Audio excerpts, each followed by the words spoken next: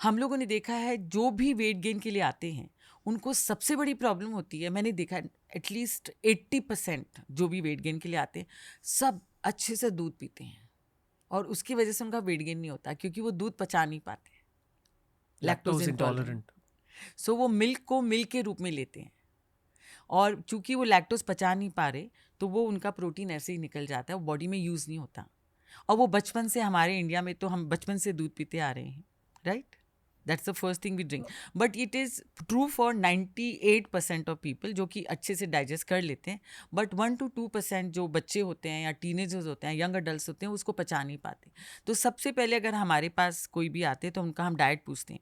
अगर उसमें दूध है, वो सुबह शाम ले रहे हैं, तो उसको हम चेंज करके दही के रूप में कर देते हैं, because it is more easily digestible, क्योंकि उसमें वो लैक्टोज ब्रेक डाउन हो जाता है थोड़ा। ये एक बहुत की फैक्टर है Yes, कि अगर it आपको is. वेट गेन करना है, मसल गेन करना है और दूध की वजह से वेट गेन या मसल गेन नहीं हो रहा, अगर आप दूध पी रहे हो और दुबले हो तो आप इस चीज़ को ध्यान रखें। आप कोशिश करके चेंज ओवर टू इधर पनीर और दही एज योर प्रोटीन सोर्स। ये छाछ, लस्सी, यस, सेम। सेम। ओके, और कुछ कहना चाहो? नहीं, बेसिकली दूध को सब्स्टिट्यूट करो किसी और डेयरी प्रोडक्ट के साथ। या बिकॉज ये कॉमनली देखा है मैंने, जो भी वेट गेन के लिए आते हैं वो अच्छे से 2 ग्लास दूध ज़रूर पीते हैं सुबह शाम।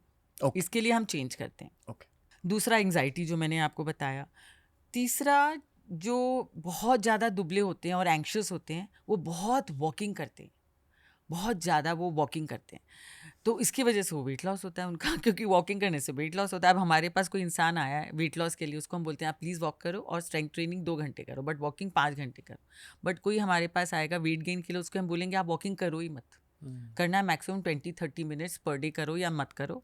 उसके जगह पे आप स्विमिंग या वेट ट्रेनिंग करो या पिलाटेस करो या योगा करो। आई थिंक NEET है ना ये, non exercise exercise physical activity, Nipah. हाँ, और दूसरा भी है नॉन एक्सरसाइज एक्टिविटी थर्मोजेनेसिस, या थर्मोजेनेसिस, या either of the two is मतलब सेम ही चीज़ है। यस। बेसिकली आपके दिमाग में टेंशन भरी हुई है और यहाँ से वहाँ चलते जा रहे हो, ये हाँ, वो। तो जो भी बहुत ज़्यादा दुबले होते हैं, बहुत फिजिटी भी होते हैं, उनका कुछ ना कुछ चलेगा, जैसे ऐसे, ये ऐसे पैर ऐसे में, पाँव करेंगे या ऐसे ऐसे करते रहेंगे। बट तो ये यहाँ इसे कंट्रोल कैसे किया जाए? कुछ नहीं, वो तो एंग्जाइटी लेवल कम करके ही होता है। तो मैं कह रही थी कि उनका जो अगर हम डाइट बनाएंगे तो सबसे पहले हम दूध कम करके दही या पनीर लेके आएंगे।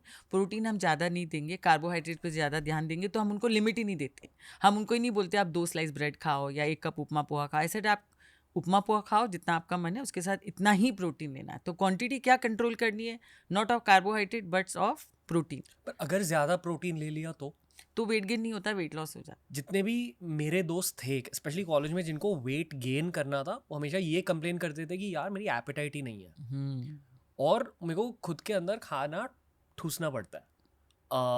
Is that the actual protocol? आप किसी की एपेटाइट, अच्छा यस मतलब एपेटाइट नहीं होती उनको। तो ओके, मेंटालिटी वाइज क्या एडवाइस है आपकी? हाँ, तो एपेटाइट क्यों नहीं है? बिकॉज वो एक्सरसाइज नहीं कर रहे हैं, वेट ट्रेनिंग नहीं कर रहे, स्विमिंग नहीं कर रहे। सबसे अच्छा एक्सरसाइज उनके लिए स्विमिंग या वेट ट्रेनिंग। तो हम उनको कहते हैं कि आप एक्सरसाइज चेंज करो, वॉकिंग बंद करो, आप वेट ट्रेनिंग या स्विमिंग करो। तो जिससे कि आपकी मसल मास बढ़ेगी, मसल मास बढ़ेगी तो आपको भूख ज़्यादा लगेगी, तो आपकी एपेटाइट खुलेगी। बस सिंपल। और एपेटाइट क्यों नहीं होती? जिनके भी एपेटाइट नहीं होती वो दूध पी के जाते हैं, तो दूध पचता नहीं है, तो अपच हो जाता है, तो उसके उनको भूख ही नहीं लगती। जो सिर्फ दूध को आप दही में चेंज कर दोगे, कार्बोहाइड्रेट साथ में लोगे, तो अपने आप एपेटाइट खुल